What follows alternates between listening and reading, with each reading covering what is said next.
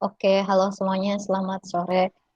Eh, Balik lagi kita ke pertemuan asistensi statistika ekonomi dan bisnis ya. Em, untuk materi hari ini adalah tentang hypothesis testing yang sudah dibahas di pertemuan minggu lalu oleh Bu Wisam. Eh, Sebenarnya untuk materi hipotesis testing itu ada dua cakupan materinya untuk di silabus, yaitu yang pertama hypothesis testing itu sendiri, di mana kita melakukan hypothesis testing terhadap population mean dan juga population proportion, dan juga ada materi cakupan yang kedua adalah tentang type 1 dan type 2 error. Tapi sudah 2 tahun lalu untuk soal UAS itu tidak ada soal yang tentang type 1 dan type 2 error. Di pertemuan kali ini gue juga nggak akan bahas type 1 dan type 2 error secara lebih mendalam, tapi gue akan adain asis lagi in case nanti kalau misalnya gue tanya ke ibunya materi itu masuk ke UAS ya. Jadi ini kayak kita sekarang literally belajar yang tentang hypothesis testing gitu. Tapi sebenarnya di PPT materi ASIS ini ada sih yang tentang type 1 dan type 2 error.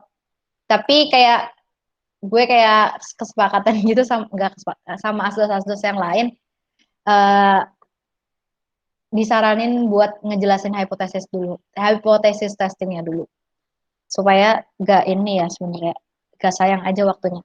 Oke, nah eh, kita mungkin akan ada sekali atau 2 kali lagi asistensi karena kita belum ngebahas tentang poasong dan juga belum latihan soal ya, belum banyak latihan soal. Eh, jadi kita akan ada 1 atau 2 kali lagi. Ini asistensi yang keempat ya setelah UAS. Oke, kita sorry setelah UTS. Ya ini asistensi keempat setelah UTS. Jadi hypothesis testing minggu ke-13 dan minggu ke-14. Eh, jadi apa sih outline materinya kita bakalan bahas apa itu nol hipotesis dan alternatif hipotesis atau H0 dan H1 ya. Oh ya, kalau ibunya itu eh, di sini nulisnya HA ya kalau nggak salah. Tapi basically sama sih. H1 dan HA, apapun yang kalian tulis, itu benar. Nggak ada yang salah. Tinggal senyamannya kalian. Mau pakai H0 atau HA. Terus ada type 1 dan type 2 error, tapi kita nggak akan mendalam di situ. Dan the main course-nya adalah ini ya, hypothesis testing procedure, gimana sih prosedur untuk melakukan tes hipotesis, dan gimana sih hipotesis testing untuk arithmetic mean dan juga untuk population proportion gitu. Nah, so first ini adalah apa sih itu H0 dan H1?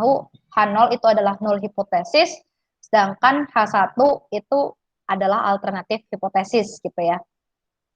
Nah, eh, kalau kita baca hypothesis test resolve conflicts between two competing opinions. Jadi ibarat kata kalian itu seorang researcher yang sedang apa ya beradu argumen gitu ya. Kayak kalian kalian mau bilang sesuatu hal tentang data kalian. Nah, which is kalau misalnya itu belum terbukti kita masih bilang itu opinion gitu kan ya. Nah, kalian tuh misalnya lagi berantem, nggak berantem sih, lagi berseteru gitu sama researcher yang lainnya. Kalian berseteru tentang suatu nilai. Apakah misalnya nilai, uh, misalnya ada ini nih, misalnya ada banjir bandang. Terus ada banjir bandang di suatu daerah, ada researcher kamu satu dan researcher lainnya. Nah, kalian tuh mau melakukan penelitian. Apakah benar setelah banjir bandang itu ada terjadi nggak sih perubahan konsumsi masyarakat gitu ya, perubahan jumlah konsumsi masyarakat misalnya. Nah, kamu bilang kalau oh pasti ada gitu kan. Jadi kamu tuh kamu bilangnya oh ada perubahan konsumsi. Nah, ternyata tapi researcher yang lain itu bilang nggak ada perubahan konsumsi, masyarakat tetap konsumsi seperti sebelumnya, tidak ada perubahan. Nah, dua opini yang berbeda atau tidak ada perusahaan, tidak ada konsumsi ya, sorry. Oke. Tidak ada perubahan. Nah, oke. Jadi ada dua opinions yang saling berlawanan. Nah, opinions inilah salah satunya itu akan menjadi null hipotesis atau akan menjadi apa ya default state, jadi status quo-nya. Ibaratnya kayak ya gini deh, dua dua opinions yang berbeda ini salah satu akan menjadi H0 dan salah satu akan menjadi HA. Pertanyaannya adalah mana yang jadi H0 dan mana yang jadi H alternatif gitu kan. Mana yang akan jadi null hypothesis, which is itu adalah status quo kita, dan mana yang akan jadi alternatif hypothesis. Itu kan pertanyaannya. Nah, so yang mana sih yang H0 dan yang mana sih yang H alternatif atau H1? Sini gue ngomongnya akan H1 aja ya. Jadi selanjutnya gue akan ngomong itu H1. Nah, kalau kita ngomongin berarti kalau misalnya tidak ada perubahan konsumsi, berarti kita bisa bilang delta C-nya sama dengan 0 gitu kan ya.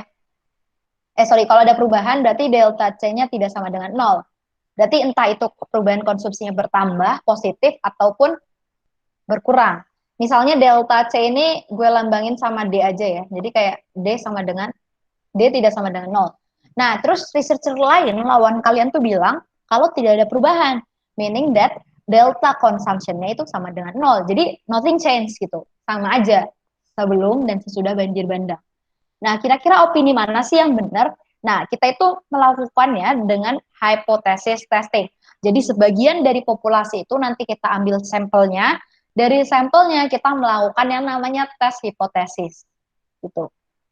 Oke, jadi yang mana yang benar nanti kita bisa lihat itu dari data yang ada di populasinya. Itu simple dari hypothesis testing, salah satu contohnya. Nah, pertanyaannya adalah yang mana H0 dan yang mana HA, itu kan. H0 itu selalu sama dengan. Jadi H0 itu selalu ada sama dengannya. Berarti yang termasuk H0 itu ada, kalau yang termasuk H0 ini kan berarti H0 ya. Yang termasuk H0 itu yang ada sama dengannya. Jadi sama dengan. Nah, yang termasuk H1 itu yang nggak ada sama dengannya. Jadi sama dengannya dicoret. Berarti yang termasuk H0 itu ada juga lebih dari sama dengan dan kurang dari sama dengan. Begitu juga dengan yang H1. Yang H1 itu ada tidak sama dengan, lebih dari, dan kurang dari. Jadi setiap jadi bukan berarti bukan berarti opini kalian ada perubahan konsumsi, berarti kan opini kalian yang ini terus ini jadi H0 karena itu status quo-nya kalian tuh bukan berarti kayak gitu. Tapi H0 adalah yang mana bagian dari hipotesis yang mengandung unsur sama dengan gitu. Intinya itu ya. Nah,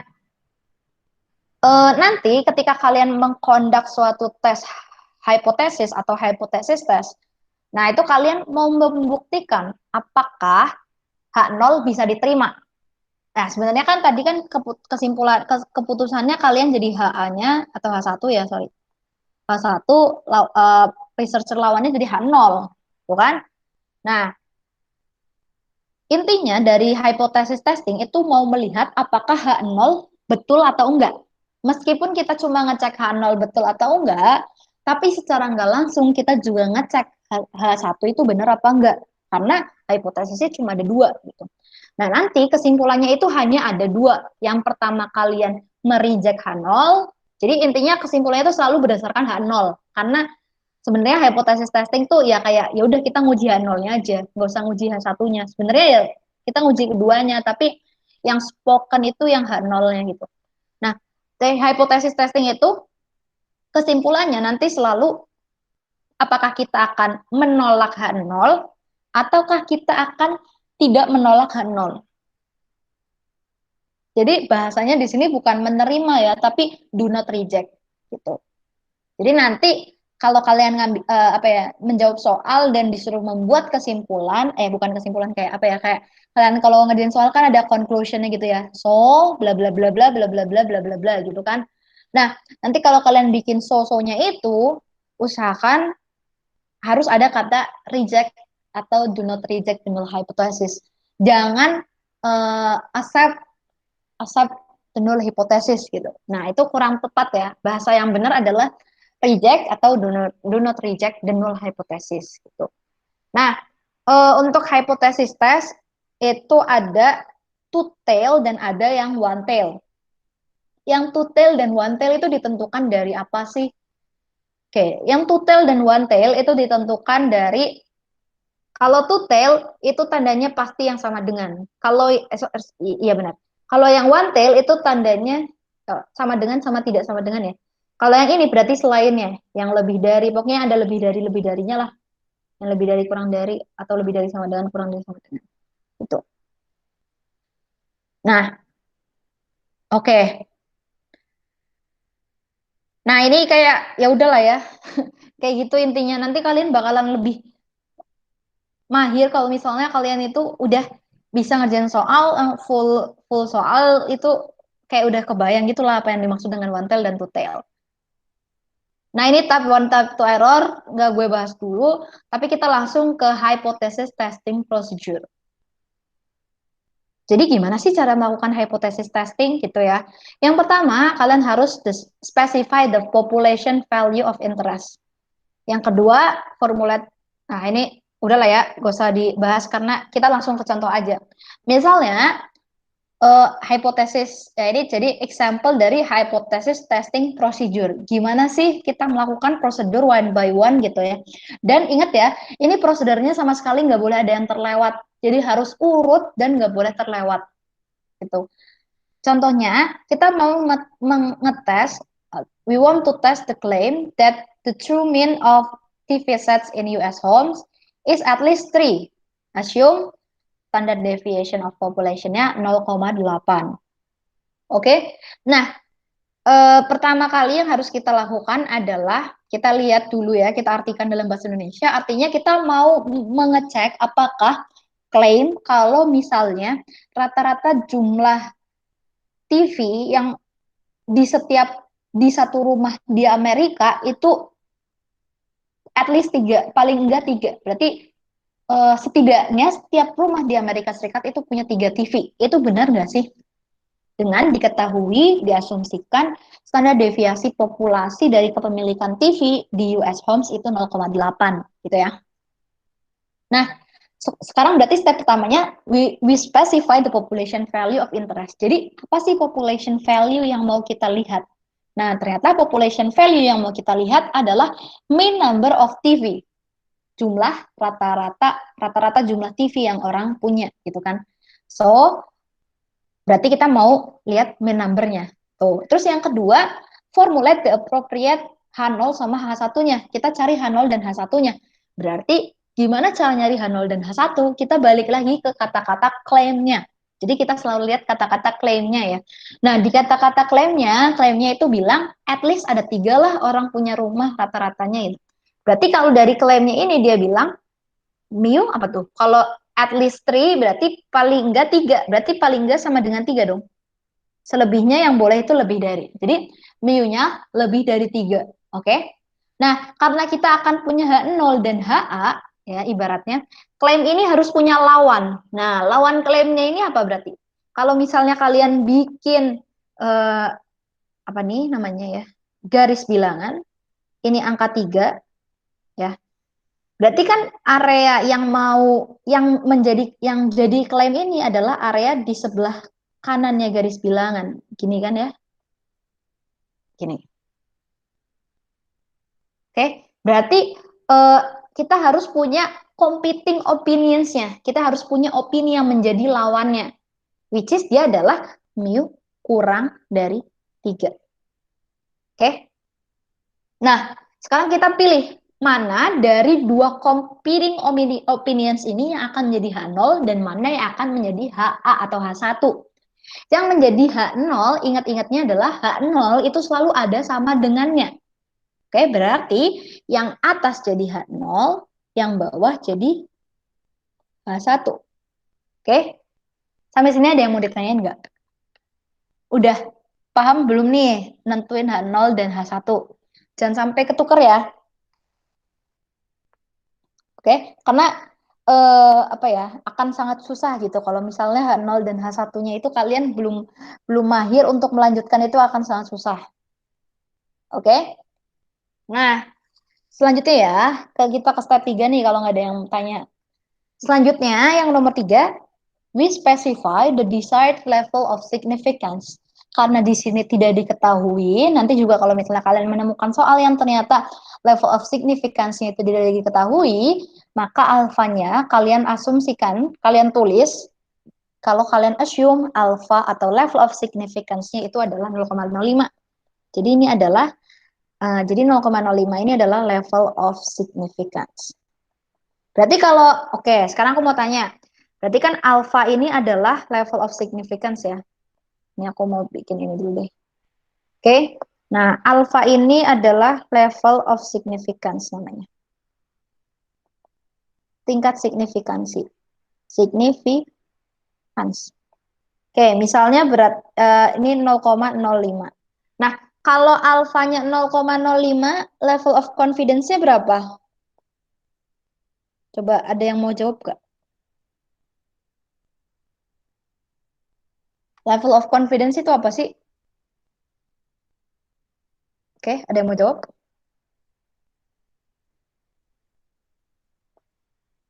Salah. Oke, ada yang mau jawab? Level of confidence?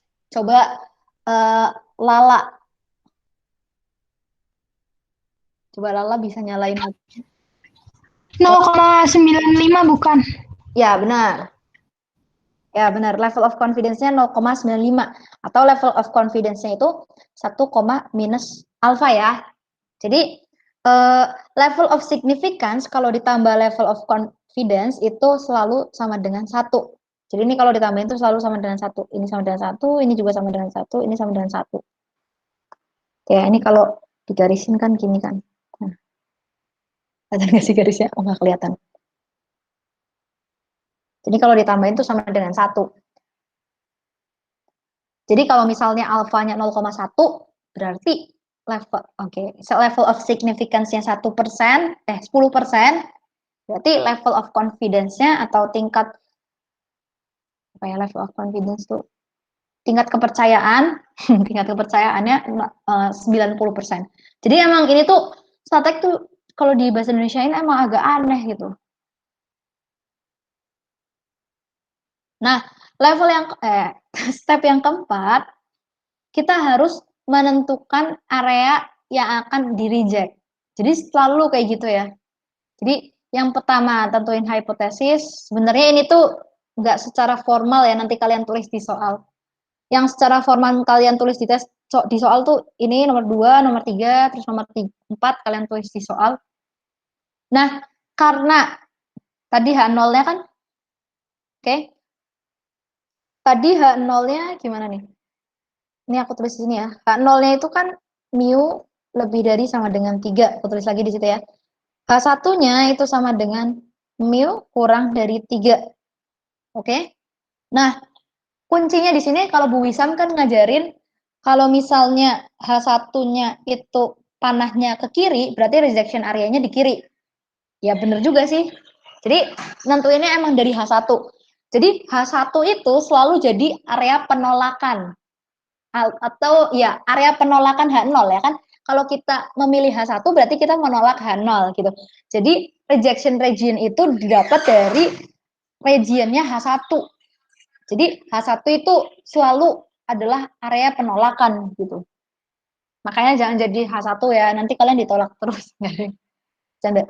Nah, gimana caranya? Caranya itu persis banget kayak kalau kalian belajar standar normal distribution. Nah, kalau misalnya angkanya di sini, ya kalau misalnya angkanya di sini 3, nah kan berarti kasusnya kayak gitu ya. Salah. Ya, kalau misalnya angkanya di sini, mana sih?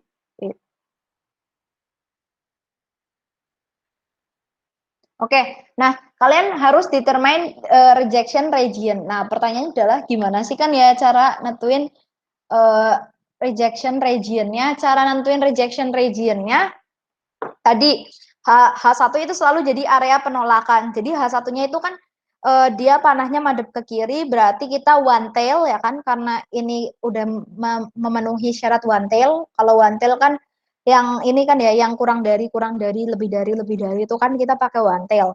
Nah, karena HI-nya itu menunjuk ke kiri, berarti one tail-nya kita left tail. One tail-nya itu yang di kiri. Oke, terus kita sekarang cari. Nah, cari apa? Area penolakan itu luasnya selalu sama dengan alfa. Luasnya selalu sama dengan alfa. Kemungkinan hasil kita ditolak, kemungkinan H0 kita ditolak itu adalah sebesar level of significance-nya, which is yang kita punya adalah 0,05. Nah, pertanyaannya adalah, kalau misalnya luasnya 0,05, ya, berarti berapa sih nilai Z yang ada di sini, gitu kan? Nah, kita berarti kan harus cari tahu dulu ini distribusinya distribusi T atau distribusi Z, ya kan? Nah, di sini kita pakai distribusi Z. Kenapa kita pakai distribusi Z? Karena nih di sini karena standar deviasi dari populasinya itu diketahui atau apa ya, sigmanya itu diketahui. Makanya kita pakai Z value. Oke.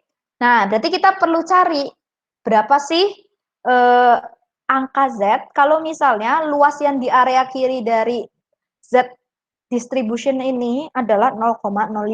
Kita buka Z. Oke, kita cari yang nilainya 0,05. Nah, ini pas banget nih. Ternyata nilai Z-nya adalah negatif 1,64. Antara negatif 1,64 sama negatif 1,65. Berarti kita bisa bilang kira-kira Z value-nya itu negatif 1,645 gitu. Nah, ini kan sama nih hasilnya, negatif 1,645. Oke. Nah, udah ketemu Z-nya, sekarang kita bikin yang namanya decision rule. Nah, ini yang harus dimasukkan nanti di jawaban soal. Decision rule itu harus dimasukkan.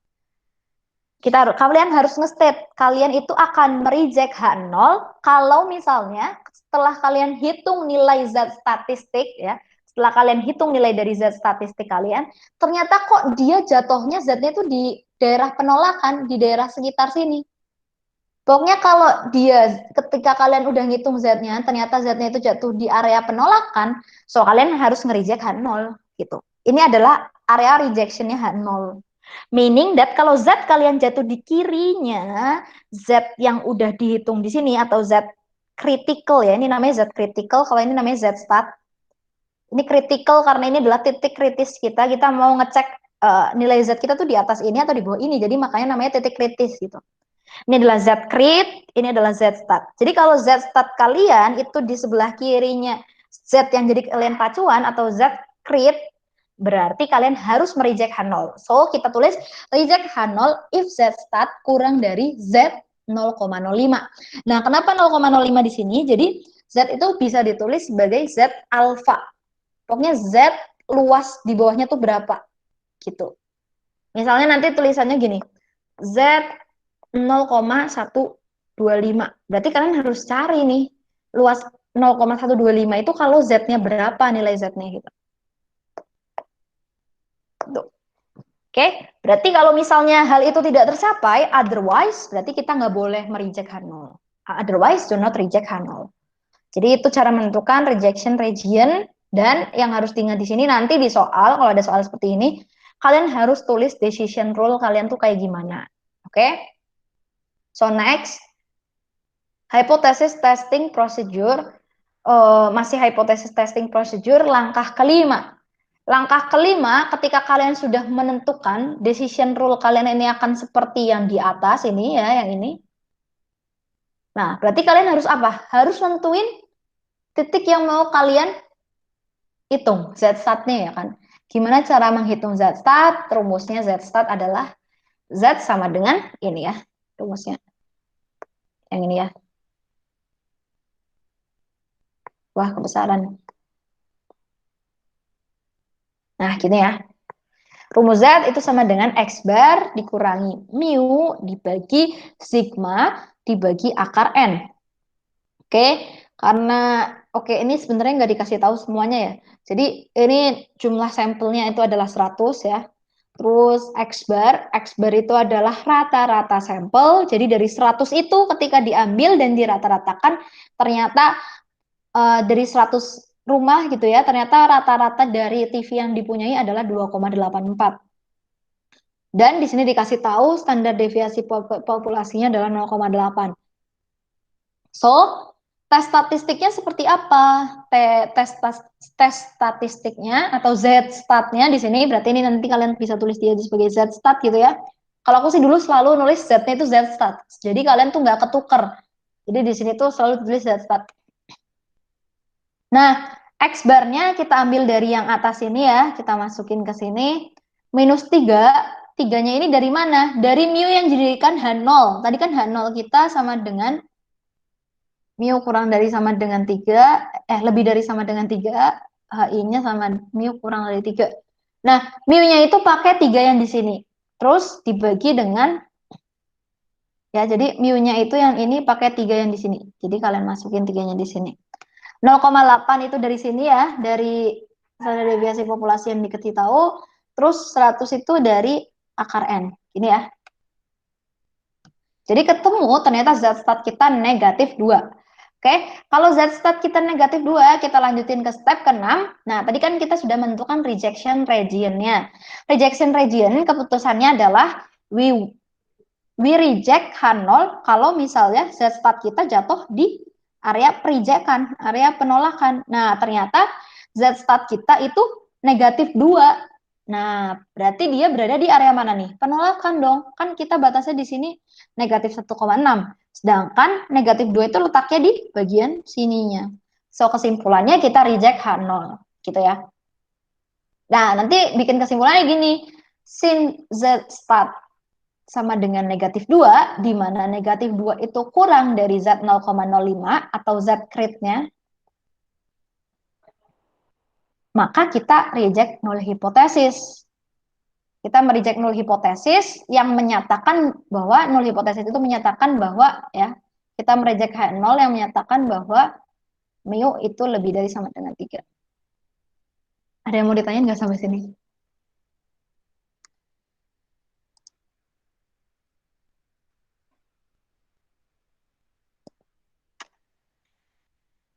Kamu nanya Mm-mm. yang apa? Yang tadi itu yang di rumus Z itu yang slide sebelumnya kan katanya mu-nya itu pakai dari H1. Itu tuh selalu dari H1. Selalu dari hipotesisnya pokoknya. Ini kan sama aja kan ya H0 H1-nya. Oh, Kalau buat hipotesis testing selalu dari hipotesisnya ya. oke, thank you Kak. Oke.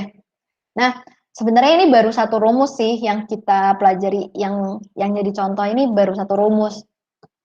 Nah, ternyata ada banyak rumus kayak kemarin kalau kalian belajar, ya kayak kemarin kalau kalian belajar menentukan titik Z dan menentukan titik T, ya ini gitu. Kalian tuh sebenarnya sama. Apa yang kalian itu tuh sama, cuma ketambahan aja kalian ada hipotesisnya gitu. Jadi ketika kalian udah normal distribution udah ngerti, kemarin nentuin T, nentuin Z, luas-luasnya udah ngerti juga, pasti yang ini bakalan gampang gitu. Oke, jadi rumusnya itu untuk hipotesis tes untuk mu ya di sini berarti ada kalau misalnya mu apa ini sigmanya itu diketahui ya, kalau sigmanya diketahui, terus kalau misalnya sigmanya nggak diketahui. Kalau ini yang nggak diketahui nanti ada rumusnya. Nah, kalau sigmanya nggak diketahui itu ada dua kondisi. Pertama kalau dia large sample, yang kedua kalau dia small sample gitu ya. Nah, kalau kalian baca, we convert sample statistic to a test statistic. Mirip banget sama yang kalau kalian menentukan Z atau T, ya kan? Kayak kalau yang di hipotesis testing itu cuma ketambahan ada hipotesisnya doang gitu. Jadi nanti stepnya sama kalau di hipotesis itu kita selalu mengubah titik X bar yang kita punya. Nah, kalau kita refleksikan ke Z atau kalau kita refleksikan ke T, itu nanti nilainya berapa sih gitu. Nah, terus nanti kita baru melakukan hypothesis testing, gitu ya. Oke. Nah, oke. Nah, ini kita coba hipotesis testing untuk mu, di mana sigmanya diketahui. Ingat-ingat ya, sigma itu apa? Coba, ada yang ingat nggak sigma itu apa? Coba, uh, Diana Lestari. Sigma itu apa sih? Halo? Oke. Diana, ada gak? Oke, sigma itu adalah apa? Population, apa namanya? Population standard deviation ya, standar. Apa sih standar normal? Standar, ya benar standar deviasi. Timpangan baku. Oh, nggak bisa ya? Oh, oke. Ini nanyanya sigma itu apa? Sigma itu population standard deviation, diingat-ingat ya. Karena kita itu pedomannya tuh selalu population standard deviation-nya tuh diketahui apa enggak. Karena kalau misalnya population standard deviation itu diketahui dan nggak diketahui, itu rumusnya bakalan beda. Gitu ya. Nah, kalau misalnya diketahui, kita boleh pakai boleh pakai Z. Ya, kita pakai Z, rumusnya kayak yang tadi, X bar minus mu bagi sigma bagi akar N. Nah, sekarang kalau misalnya population standard deviation-nya nggak diketahui. Oke, kalau nggak diketahui, itu ada dua kondisi. Kondisi pertama, kalau misalnya sampelnya gede atau sampelnya banyak. Sampel banyak tuh berapa sih? Sampel banyak tuh lebih dari 30, itu udah banyak. Kayak lebih dari 30 itu udah boleh pakai rumus Z sih, insya Allah. Nah, kalau misalnya pakai rumus Z, kalau ternyata kalian end up pakai rumus Z, rumusnya bakalan sama kayak yang tadi. Tapi ketika kalian pakai rumus TDF ya, di mana TDF itu berarti kita udah mengenal yang namanya degree of freedom. Nah, kalian itu mengganti nilai sigmanya di sini dengan S. Nah, kalau S di sini standar deviasi populasi. Sorry, sampel. Kalau ini, kalau yang ini standar deviasi populasi.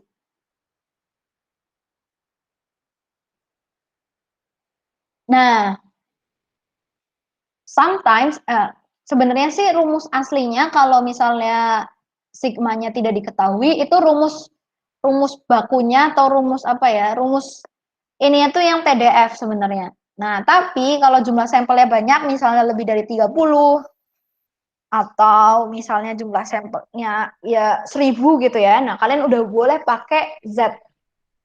Udah boleh pakai ngitungnya pakai Z.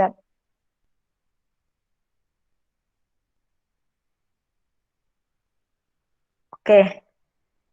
Nah, kalau misalnya sampelnya small,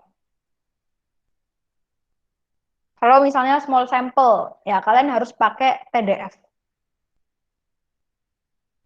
Nah, selain kalau tadi kan kita ngobrolinnya itu selalu pakai Z-stat ya. Jadi nentuin rejection region-nya ya pakai Z-stat. Nah, sekarang kalau pakai apa nih? Pakai luas tuh gimana sih? Kalau pakai p-value. Ya, kalau tadi kan di atas contohnya nih pakai rejection region-nya yang di atas ini. Rejection region-nya itu kita pakai Z-stat ya. Kalau pakai p-value, rejection region-nya itu nanti ngomongnya bakalan kayak gini nih. Ini kalau pakai p-value ya.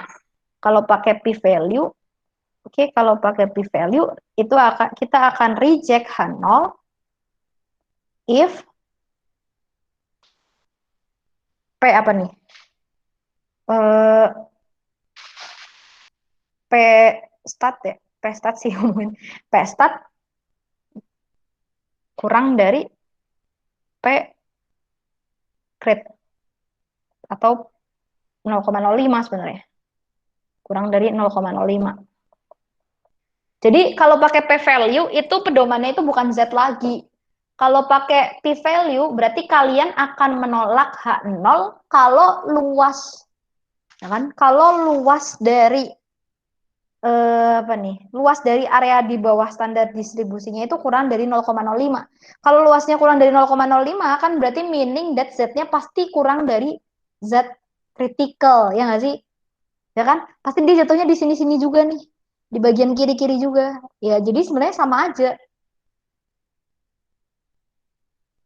gitu sih. Nah, yang mungkin lebih kebayang dalam matkul ini, dalam statek itu kita pak selalu, nggak selalu sih, akan lebih kebayang kalau kalian pakai Z gitu kan. Karena Z kan langsung tuh kita pakai penggaris. Kalau Pi kan kita agak susah ya nentuin luasnya. Sebenarnya ya, ya bisa juga sih. Nah, tapi nanti ketika kalian udah belajar, misalnya kalian mengoperasikan pakai stata atau apa ya, atau yang lain gitu, atau software statistik yang lain, kebanyakan itu menggunakan P value. Jadi eh, ya prepare aja gitu. Oke ya. Nah, sekarang kita coba, oke. Selain itu, nah itu tadi pakai P value ya. Jadi nanti intinya adalah kalau kalian di soal ngerjain soal UTS, soal UAS, nah stepnya tuh harus memenuhi 4 core step ini. Enggak, core step apa ya?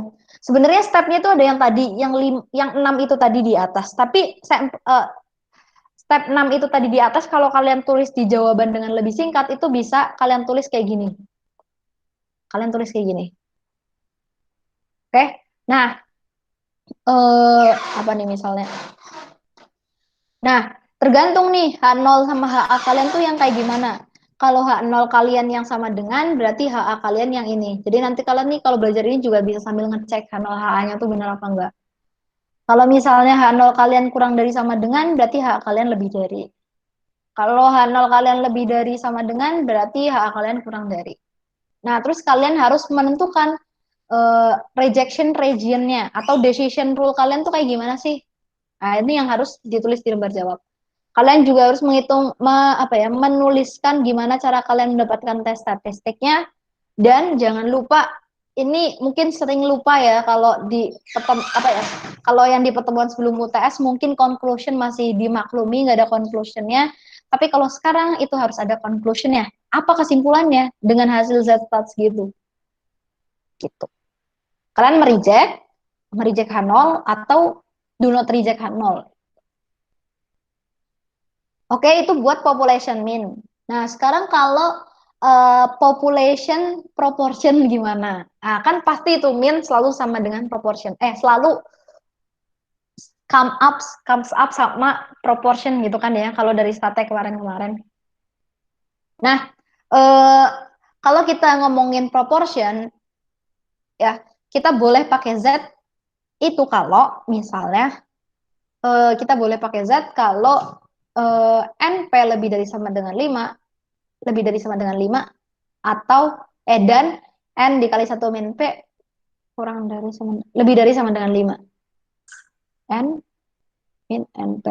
Nah, sebenarnya kalian ambil yang ini aja ya. Yang ini nggak usah deh. Pokoknya as long as ini apa ya, memenuhi, pasti ini memenuhi.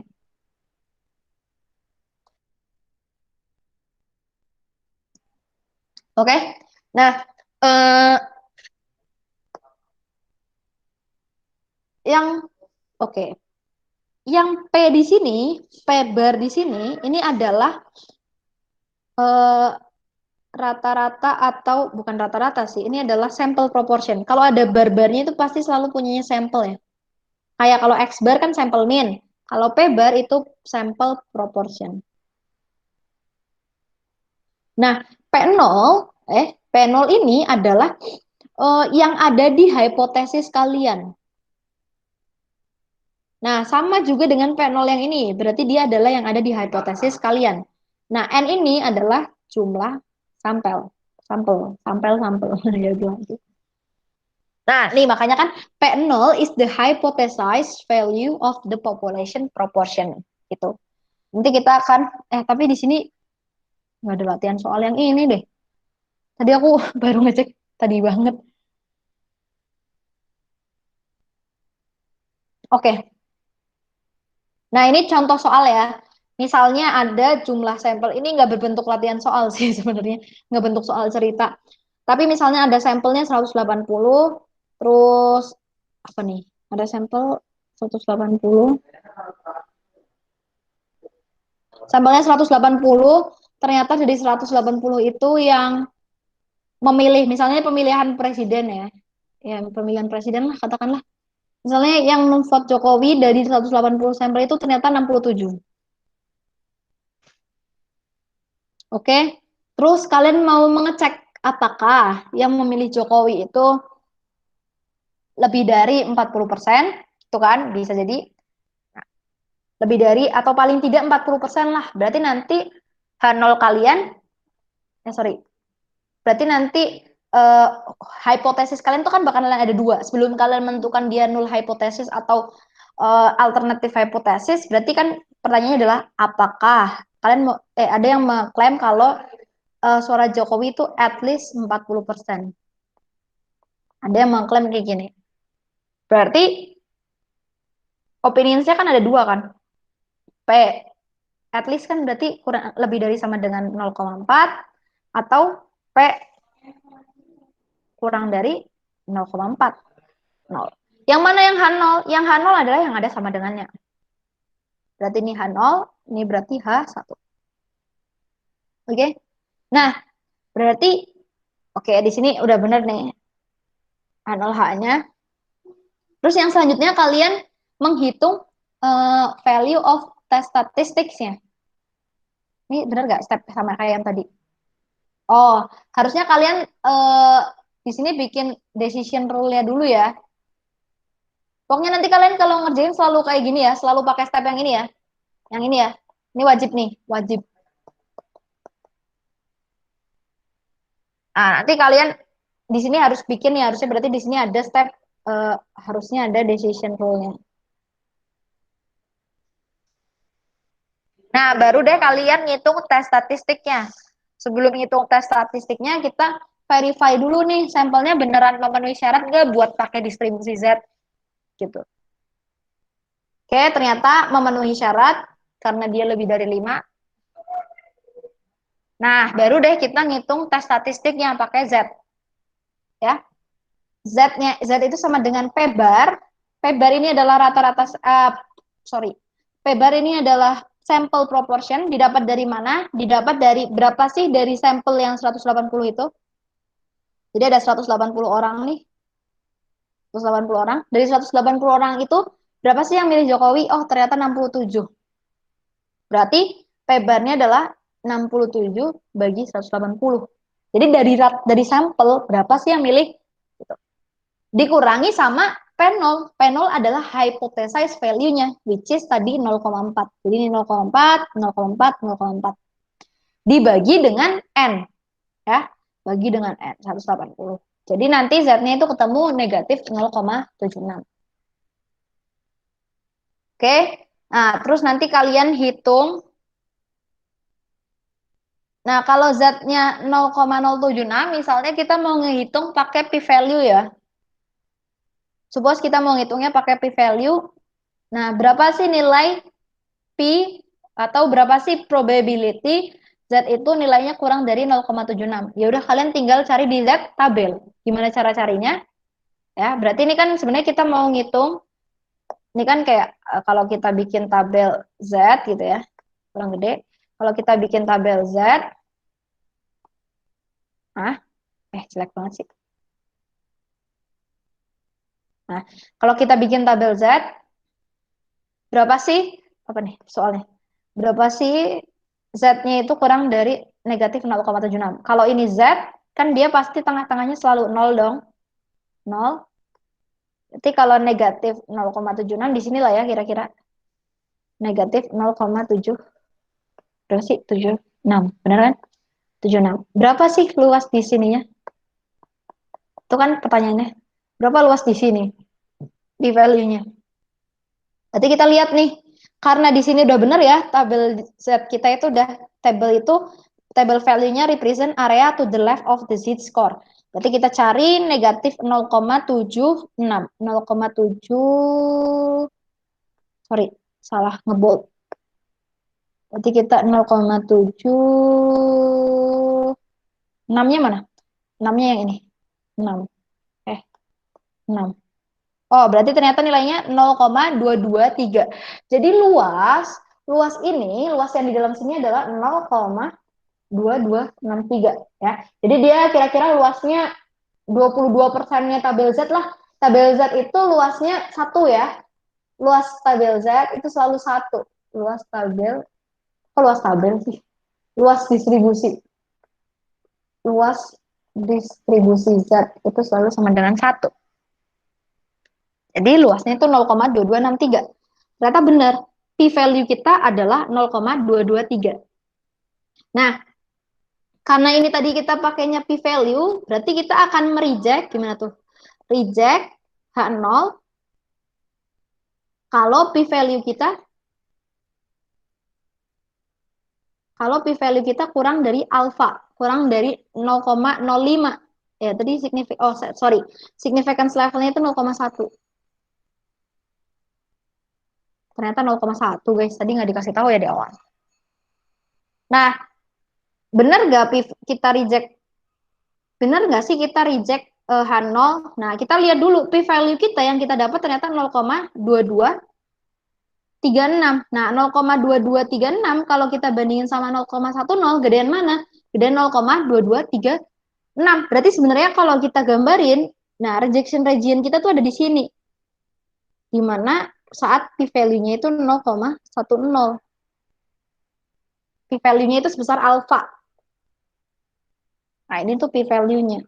Bukan P-value, sorry. Ya, ini alfanya. Nah, sedangkan P-value kita itu lebih gede daripada alfanya. Jadi, kesimpulannya adalah do not reject H0. Kesimpulannya do not reject H0. Nanti kita bakalan latihan. Thus, the magazines claim that fewer than. Oh, kalau ini kan, ini ya. Kalau ini kan magazines ya. Oh, ternyata magazines. Intinya berarti kesimpulannya kita do not reject H0. Gimana sih cara membahasakannya? Thus, the magazines claim that fewer than 40% of households in the United States have changed their lifestyles because of escalating gas prices is not justified by the sample data. Jadi kita nggak bisa klaimnya itu, klaim H0-nya itu kalau kita do not reject H0, artinya kita menerima H0. Kita bisa bilang kayak gitu. Kalau kita menerima H0, ya, ketika kita do not reject H0, so we menerima H0. Ketika kita menerima H0, kita lihat lagi H0 kita itu apa? H0 kita itu ternyata P lebih dari lebih dari sama dengan 0,4. Jadi ketika ada klaim yang bilang P-nya itu kurang dari 0,4, berarti klaimnya itu salah. Ya, jadi kita tuh ngecek klaimnya tuh benar apa enggak dari hypothesis testing ini. Langsung ya ke contoh soal. A hairdresser believes that she is more profitable on Tuesday, her lucky day of the week. Jadi dia merasa lebih profitable kalau misalnya hari Selasa. She knows that on average she has a daily revenue of $250. Oke, jadi rata-rata revenue atau pendapatan perharinya itu $250. She randomly samples the revenue from each Tuesday and finds she takes ada 260, ada 245, ada 270, ada 260, ada 295, dan ada ya seterusnya, ada 8 sampel. Assume that daily revenue is normally distributed. Specify the population parameter to be tested. Oke, nah gini kita udah diarahin nih berdasarkan apa nih namanya? Ini udah berdasarkan ininya, udah berdasarkan step-stepnya yang sesuai itu tadi. Oke. Nah, berarti apa nih yang sekarang kita mau tebak? Klaimnya apa dulu? Pertama, kita harus tentuin klaimnya dulu. Ya. Apa nih klaimnya? She claims that a hairdresser believes that she is more profitable on Tuesday. She knows that on the average. Oke. Berarti kita harus apa nih? Oh, berarti she is more profitable than Tuesday. Berarti kita bisa bilang ya, kita bisa bilang nih, kalau di Tuesday penjualannya itu lebih dari 250, ya kan? Lebih dari daily revenue-nya. Karena dia bilang dia lebih profitable di Tuesday daripada dia hari-hari yang lain. Gitu. Berarti kita bisa bilang rata-rata Tuesday itu lebih dari 250 lah ya kira-kira. Nah, berarti kan kita mau ngetes nih klaim ini benar atau enggak, gitu kan? Nah, coba kita ngerjain dulu yang A. Specify the population parameter to be estimated. Nah, apa yang mau kita estimated? Yang mau kita estimated adalah berarti kita mau bilang apakah klaim kalau misalnya Tuesday itu lebih profitable daripada hari-hari biasa itu betul gitu kan ya. Berarti kayak kira-kira apakah mean of Tuesday apa nih is higher than daily revenue. Ini kan ya yang mau kita tinjau apakah dia benar atau enggak. Jadi ini yang A. Oke, ini yang A. Nah, terus yang B, specify the null and the alternative hypothesis to the test. Oke, berarti kita di sini boleh kalian langsung kasih judul ya yang di B. Ini kalian judul di sini ya, aku tulis yang B-nya. B, specify H0 and H1. Boleh nanti kalau kalian ngerjain serapi ini juga boleh. Atau lebih rapi juga boleh.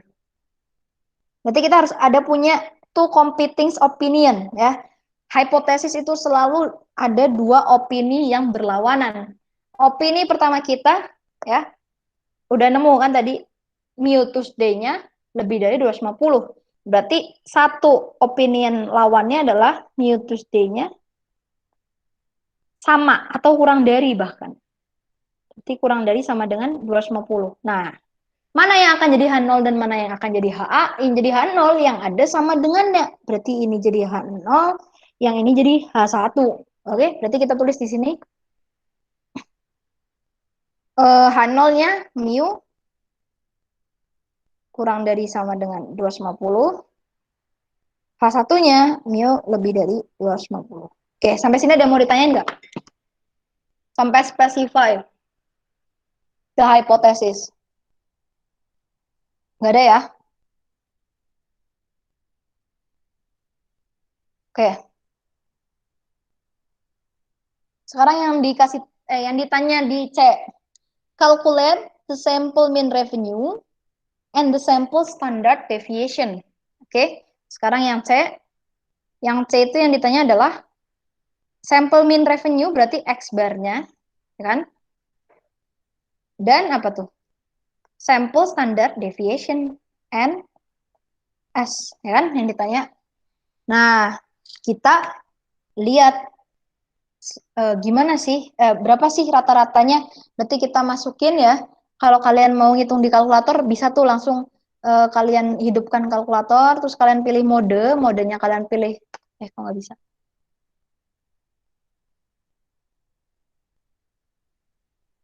Modenya kalian pilih. Mana sih? Kok nggak ada ya? Wait. Oh, mode kalian pencet hidup ya, apa sih? Power on.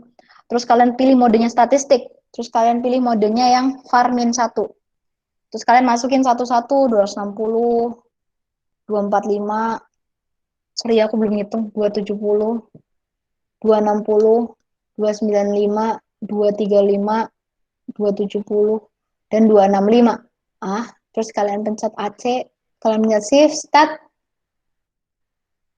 terus pencet varian, terus kalian pencet X bar. Ternyata rata-rata sampelnya atau X bar itu sama dengan, ya nanti kalian ngitunglah X bar, berarti kan tinggal ditambahin aja kan sampelnya terus dibagi 8. Ini berarti kan mulai dari 260 tambah 245 dan seterusnya sampai 265. Terus dibagi 8. Hasilnya adalah 262,5. Nah, terus kalian juga ngitung sampel statistiknya. Kalian boleh langsung pakai Eh, kalkulator boleh juga, kalau kalian mau hitung juga boleh. Tapi ini aku sekarang coba pakai kalkulator ya. Ternyata standar deviasi sampelnya itu adalah 17,9. Nah, di kasus soal ini, soalnya ternyata adalah sigmanya itu unknown, ya kan? Standar deviasi dari populasinya itu nggak diketahui.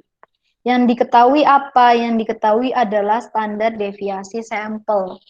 Maka kita pakai yang mana? Berarti kita pakai yang T, stat, TDF, itu ya. Nah, sekarang baru deh pertanyaan yang D. Compute the value of the appropriate test statistic. Nah, kita rumusnya masih ingat nggak? TDF sama dengan apa rumusnya? X bar minus mu dibagi S dibagi akar N. Gini kan ya rumusnya. Oke. Oke, nah X barnya berapa? X barnya kita udah ngitung, ternyata nilainya 262,5. Kurangi mu-nya berapa? Mu-nya dilihat dari mana? Dilihat dari hypothesis value-nya, dilihat dari hipotesis H0 sama H1-nya. Ternyata mu-nya adalah 250. Berarti kita masukkan 250 di sini. Ya, terus kita bagi, sorry, kita bagi dengan S. Berapa standar deviasi sampelnya? Standar deviasi sampelnya ternyata 17,9 dibagi dengan akar N. N-nya berapa? N-nya 8 ya. N-nya 8 berarti ini akar 8. Nah, berarti di sini TDF-nya T berapa tuh? T7 ya. DF-nya itu 7 ya. Karena DF itu N-1, ingat-ingat ya. DF itu N-1, 8 minus 1. Wah, aku tulis gitu aja deh. Berarti T7 sama dengan berapa tuh? Nah, kita hitung pakai kalkulator lagi deh. 262 setengah kurangi, bentar ya. Ada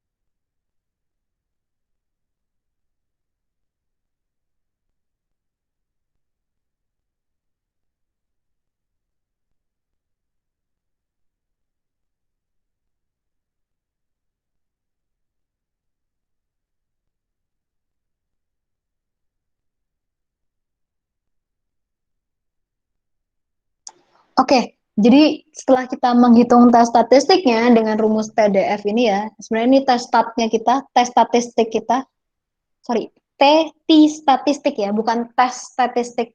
Kita ngitung tes statistik, tapi karena sigmanya kita nggak diketahui, maka kita menghitungnya itu T stat yang kita hitung. Jadi yang jadi acuannya itu nanti T ini karena dia nggak diketahui sih sigmanya. Terus habis kita calculating the T stat, udah sih ketemu T statnya ya. Yang D udah ketemu. Nah, yang E ini yang ditanya adalah at at 10% significance level berarti dengan alpha 0,10 specify the critical value. Oke, nah ini yang disebut dengan critical value. Tadi kan udah dibahas ya, specify the critical value, crit value. Oke. Nah, kalau kita bahas distribusi T berarti ya sekarang yang kita bahas tuh. Ketika kita bahas distribusi T, berarti distribusi T itu selalu memiliki degree of freedom. Nah, degree of freedom yang kita cari tadi udah ketemu ya. Nilainya adalah 7 degree of freedom-nya. Nah, sekarang kalau significance levelnya 10%, berarti kita harus lihat dulu H0 sama H1 kita. H0, H1 biar kita tahu dia itu left tail atau right tail. Oke, kita udah pasti ya dia one tail. Itu udah pasti banget karena tandanya bukan sama dengan. Ya kan? Dari tanda yang di H0 ini bukan sama dengan, berarti kita pakai one tail.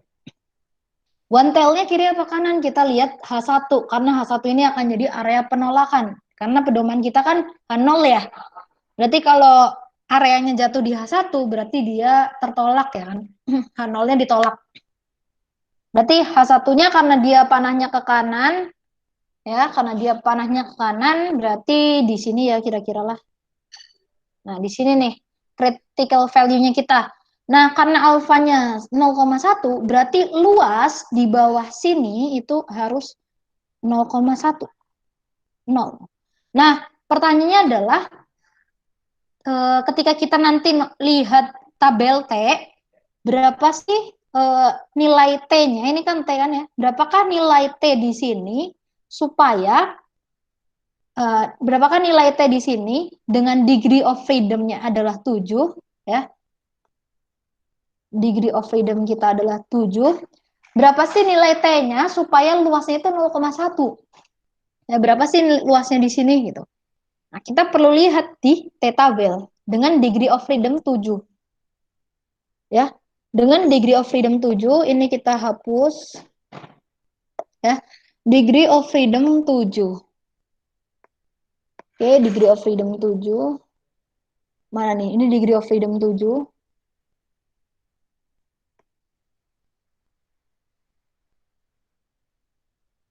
Nah, kalau misalnya kita mau alfanya itu karena kita one tail ya.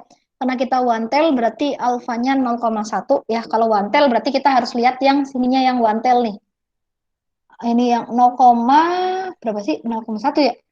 Nah, 0,1. Berarti yang ini ya. Nah, yang ini nih. Nah, ternyata berarti nilai T statistiknya itu adalah 1,89. Jadi di sini nilai T-nya itu setelah kita ngelihat tabel ya. Berarti stepnya adalah lihat tabel, ternyata T-nya adalah 1,89. Positif ya, pasti positif. Oke, udah ketemu, yang E udah ketemu. Nah, berarti sekarang baru deh conclusion-nya gimana sih kalau dari data ini? At the 10 level significance level, is the hairdresser's claim supported by the data? Nah, kira-kira keputusan kita apa sih dari ini? Berarti kan kita perlu lihat nih kan, data kita, sorry, oke, tes statistik kita lihat tes statistik tes stat kita, ternyata nilainya adalah berapa nih? Ini kan tes statistik kita 1,97. Ternyata nilainya 1,97. Oke, sedangkan T critical kita nilainya adalah 1,89. T critical ini kadang ditulis juga dengan T alpha DF. Atau kita bisa tulis juga dia dengan T 0,1 DF-nya 7. Ternyata 1,89. Nah, area rejection kan letaknya selalu di sebelah kanan. Ini gue gambarin yang merah ya. Nah, di mana sih posisi tes statistik kita? Di mana sih letak tes statistik kita? Ternyata letak tes statistik kita di mana? Di sini kan? Nih, di sini tapi 1,97. Oke, kita bisa bilang lah dia di sini. Nah, tes statistik kita di sini 1,97. Nah, karena letaknya di area penolakan ya. Jadi sebenarnya kita tulis dulu decision rule-nya juga boleh sih. Decision rule-nya adalah reject H0 if testat lebih dari T 0,17 gitu kan. Nah, ternyata emang testat kita lebih dari. Berarti jawabannya nanti since sorry. Kayaknya rejection decision rule-nya harusnya ditulisnya di sini deh. Ya di bagian atas itu.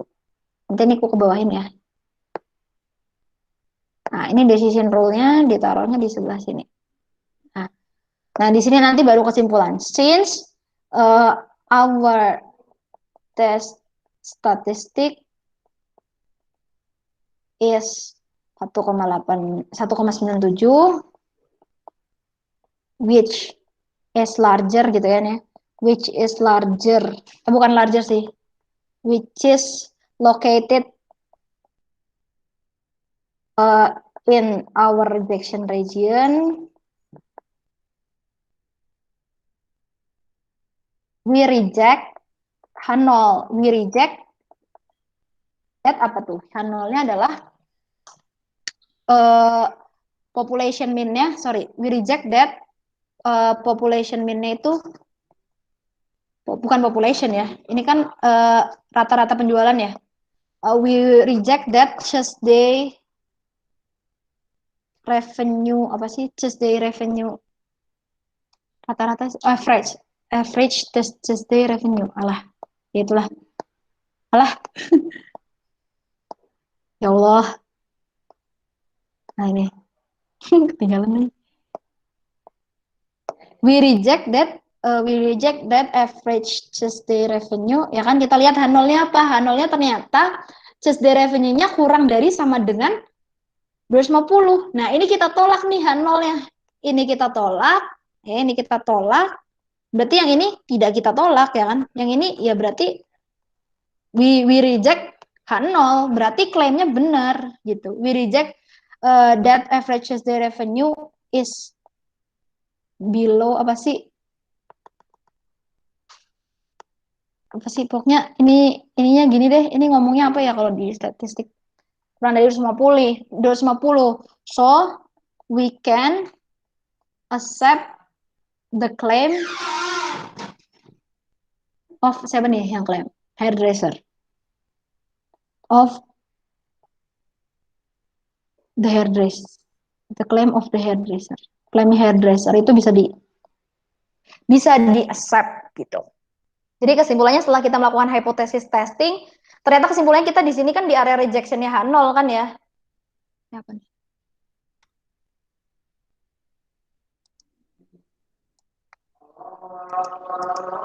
Wait.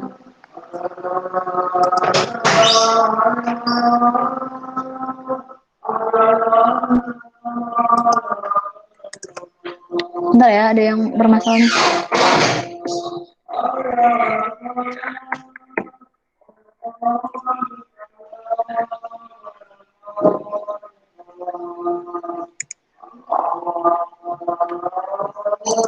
Wait.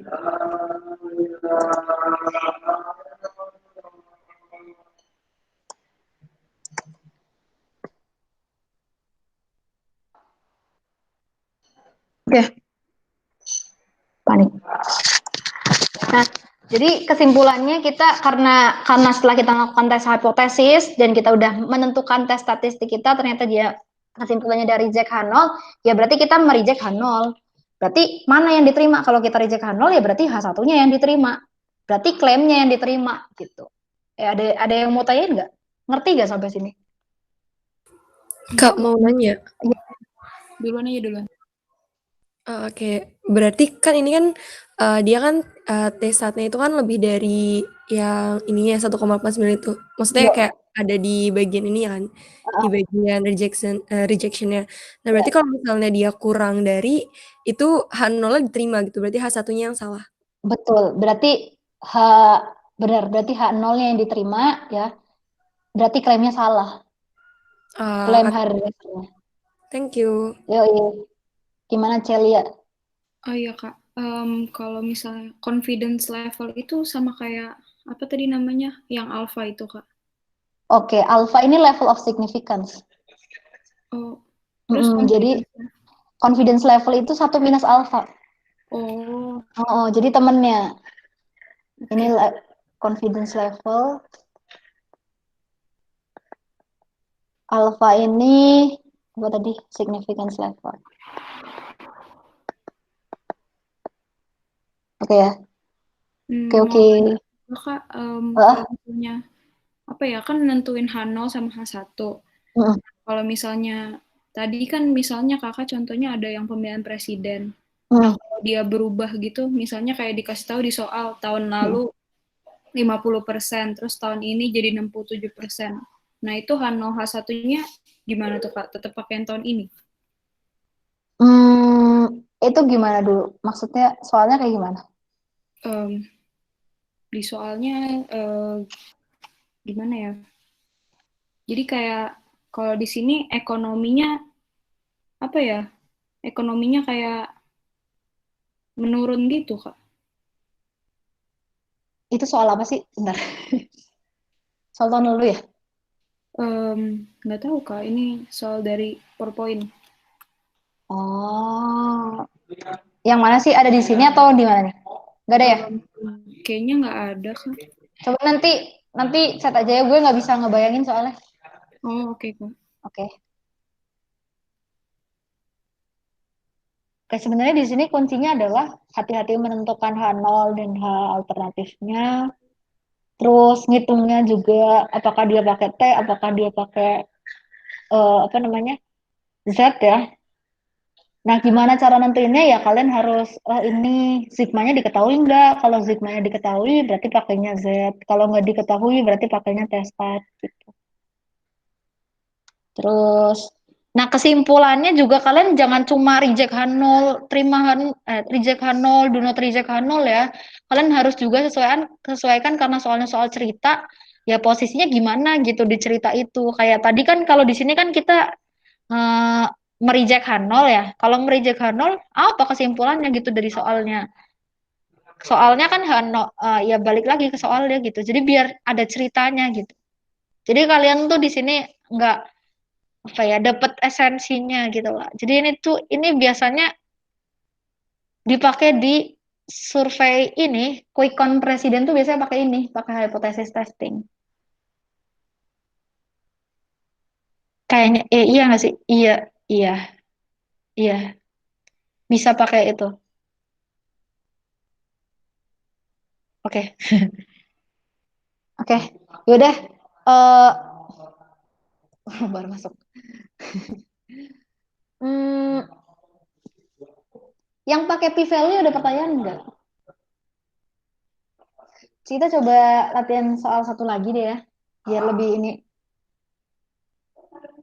Billy wants to test whether the average speed of his favorite pitcher's fastball differs from the league average of 92 miles per hour. Oke, okay.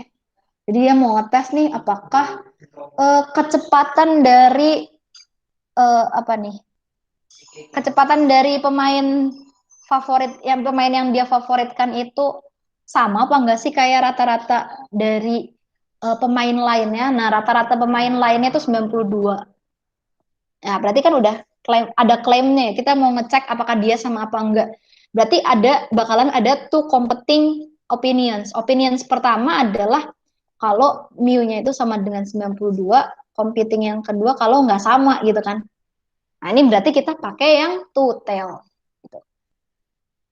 He takes a sample of 36 of the pitcher's fastballs and computes a sample mean of, oke, berarti diketahui X barnya sama dengan 94. Terus apa lagi nih? Assume that the standard deviation of the population. Nah, ini berarti sigmanya diketahui ya, 4 miles per hour. Yang pertama yang A, specify the null and the alternative hypothesis to test the Billy's claim. Nah, so menurut kalian mana nih yang H0 dan mana nih yang HA? Coba siapa yang mau? Yang mu sama dengan 92 apa nih? H0 atau HA? HA, Kak. Yang mana yang HA? HA ya? HA yang mana? Yang atas apa yang bawah? Yang bawah. Iya benar yang bawah. Oke, yang bawah ya yang HA. Berarti nemu ya. Berarti yang A gini ya jawabnya. H0 sama mu sama dengan 92, HA-nya mu sama dengan tidak sama dengan 92. Gitu ya. Yang B, calculate the value of the test statistics and the p-value. Nah, ini berarti kita udah mulai menghitung test statistik sama p-value-nya. Oke, karena gimana nih cara ngitung test statistiknya? Test statistik. Oke, specify the test statistik. Nah, kita bisa bilang since ya kan sigmanya itu diketahui, kita pakai Z, ya kan? Maka Z stat kita sama dengan apa tadi rumusnya? X bar minus mu bagi sigma dibagi akar N. Oke, X barnya tadi 94 ya. Mu-nya itu kita dapat dari hipotesis kita which is dia 92 ya kan. Terus standar deviasi populasinya kita punya 4 ya. Kita tulis di sini 4 dibagi dengan akar N. N-nya ternyata ada berapa sih? 36 ya. 30.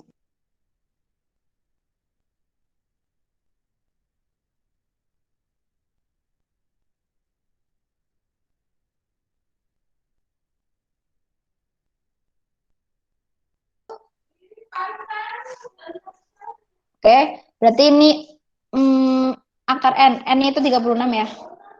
Nah, berarti nanti di sini 2 per 4 bagi 6. Itu nggak sih? 2 per 4 bagi 6 berapa tuh? Aduh, gimana nih hitungnya? 2, 4 per 6. 3 ya. Jadi Z-nya itu ternyata 3. Z statistiknya kita. Nah, ini namanya Z stat kita. Nah, p-value-nya berapa? Nah, p-value-nya gimana cara ngitungnya? Ya udah kita hitung p-value-nya. Berarti kita ngitung kalau misalnya ini distribusi Z kita kan. Ini distribusi Z kita. Sorry. Nah, ini Z kita. Nah, kalau Z kan tengah-tengahnya pasti selalu 0. Nah, kalau 3 berarti letaknya di sini ya. Nah, berarti kita menentukan nih. Sorry, salah ya. Z statnya sama dengan 3. Wait. Nah, benar. Z statnya itu sama dengan 3. Di sini, karena ini adalah two-tail, berarti ini Z alpha per 2-nya. Nah, ini berarti yang di tengah juga minus 3 gitu. Dapat gak? Karena ini two-tail gitu. Jadi kalau kanan plus 3 berarti kirinya minus 3. Bener gak ya? Bener sih kayaknya. Insya Allah ya. Wait. Oke. Berarti berapa p-value-nya gitu ya. P-value-nya berarti kita ngelihat di tabelnya ini. Sorry. Tabelnya ini. Berarti kita lihat di tabelnya ini. Nah, ini gini. Nah, ini minus 3, ini 3.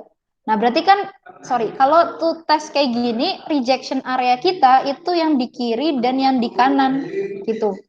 Jadi kayak yang outside-nya gitu lah, yang di kanan kirinya. Oke, nah, berarti kita perlu cari, karena ini distribusi Z kita luasnya itu yang di kiri ya, Yang di kiri, berarti kita cari dulu nih kalau minus 3 tuh berapa sih? Minus 3. Oh, berarti ini ya. Benar gak? Benar.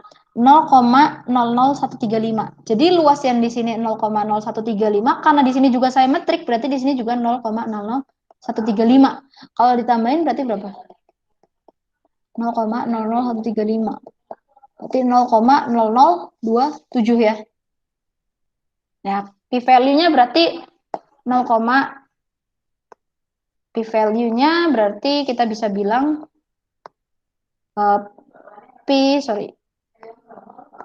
p-value 0,0027. Atau bisa kalian bilang dalam persen juga sih, 0,27%. Kecil banget ya? Nggak apa-apa. Terus yang C, at 5% significance level, can you conclude that Billy favorite pitchers fastball differs in speed from the language average? Sorry, kok language sih? League average. Oke, nah berarti yang di sini ya, yang ditanya, oke, berarti kita perlu ngegambar nih. Kan ini gambarnya kita, kan ini kan tadi, ngapain gambar lagi ya, kan di bawah udah ada. Nah, ini kan kita mau copy, ini kita paste. Kita paste di sini. Nah, tanya adalah kalau p-value-nya itu 5%, ya 5%. P-value-nya 5%. Oke, kalau p-value-nya 5%. P-value 0,05. Oke. Kalau p-value-nya 0,05% dibandingin sama apa ya? Sorry, bukan p-value sih, sorry.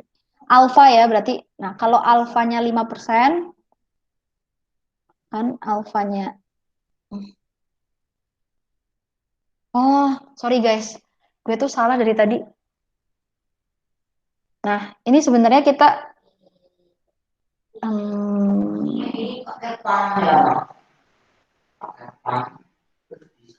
ya benar sih kayak gitu.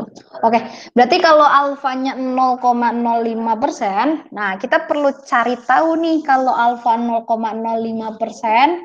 kiri kanannya tuh angkanya berapa gitu. Nah, coba ya kita cek kalau alfanya 0,05%. Kalau alfanya 0,05%, oke ya. Kalau di sini kan tadi kasusnya kalau ini emang agak lama sih. Kalau kiri kanan ini kalau ditambahin 5%, ya ini kiri kanannya kan 5%. Berarti masing-masing ini punya 0,025, ya kan? Nah, kita cari berapa sih nilai Z yang menghasilkan p-value 0,025.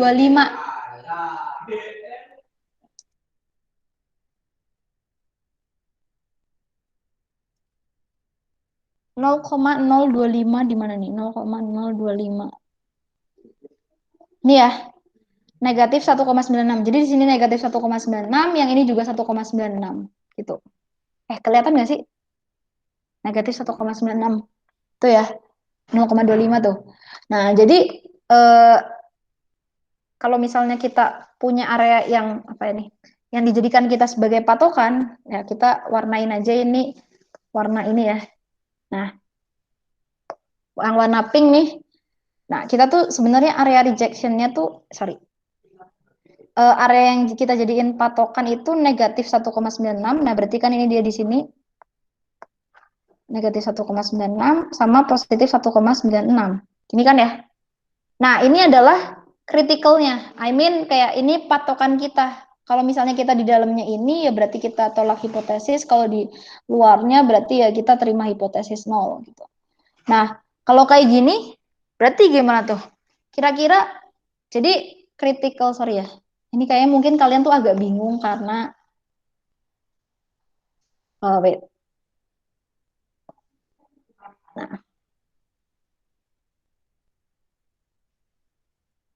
Nah, misalnya ya. Nah, gini, ceritanya gini ya. Jadi kalian tuh pertama, sorry sebenarnya nih kayak gue tadi kecepatan menginput ininya. Nah, ini adalah critical value kita gitu kan. Critical value-nya kalau misalnya yang di kanan dan kiri itu nilainya 0,05. Wait, ini gue geser deh. Ini gue geser di sini, ini juga sebenarnya digeser sih harusnya. Nah, oke, ini geser juga ke kiri, ini geser ke kanan ya. Nah, ini kan kiri kanan nih luasnya. Nah, ini tuh critical kita. Jadi kayak acuan kita tuh di situ. Sedangkan yang udah kita hitung ternyata jatuhnya itu punya kita di sini di -3 sama di +3. Ya berarti kita letak p-value kita itu lebih kecil gitu loh. Jadi kan kita di sini dapat p-value ya. Sebenarnya kalau kita pakai z, z-nya itu di area rejection gitu. Nah, kalau p-value kalau kita pacuin sama p-value berarti kalau kita acuin sama nilai alfa, berarti kalau kita itu harus reject H0 if p-value kita kurang dari alfa. Ya, gitu. Jadi ini decision rule-nya. Sebenarnya gue juga agak ngafal, makanya tadi agak menebak-nebak ya, sorry ya.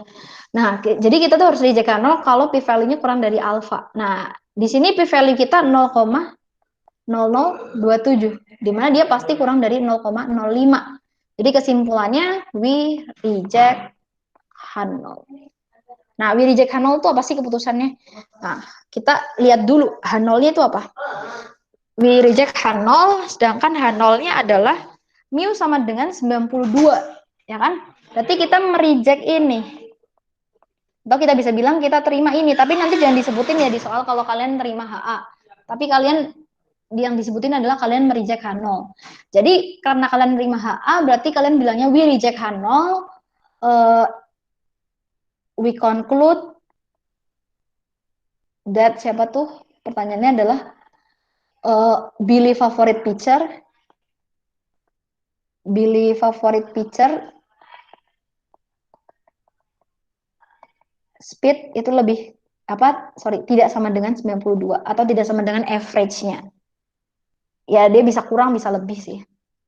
Terus yang D itu kalau misalnya 1% significance level ya. Yang D, kalau misalnya 1% significance level, apa yang berbeda? Kalau 1% significance level yang berbeda adalah critical-nya. Kita harus cari critical yang baru. Kalau 1% critical kita di mana sih? Nah, kalau tadi kan 5% critical kita di 1,96. Kalau 1% berarti kiri kanan luasnya berapa? Oke, kiri kanan itu luasnya berarti berapa tuh? Alfa kita berarti sekarang alfa kita sekarang 0,01, ya kan? Nah, tadi decision rule kita adalah reject H0 if p-value kurang dari alfa. Nah, sekarang kita harus, ini decision rule kita cek dulu p-value kita berapa. P-value kita tadi 0,0027. 0,0027. Sedangkan alfa kita 0,01.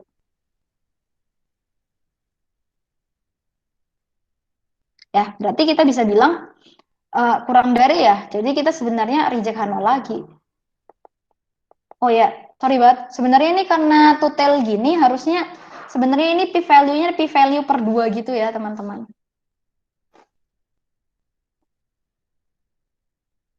Jadi ini berarti ini enggak sih benar. Ini udah p-value per 2. P-value per 2 itu nilainya 0,0027. Oh ya benar. Nggak usah dibagi 2, sorry. Abaikan. Abaikan. Gitu ya. Intinya p-value sama alfanya. Kalian compare p-value sama alfanya. Nah, p-value-nya itu sebenarnya kalau kalian mau cari z-nya boleh juga sih, tapi sebenarnya no need sih. Kayak nggak usah pakai, ya sebenarnya lebih bagus sih. Tapi ya kalian bebas sih mau milih kayak yang mau nentuin kritikalnya kayak yang ini atau mau langsung pakai decision rule yang ini, boleh dua-duanya. Oke. Ada yang mau ditanyain nggak? Kalau enggak kita udah. Oke? Oke, nggak ada yang ditanyain ya? Oke.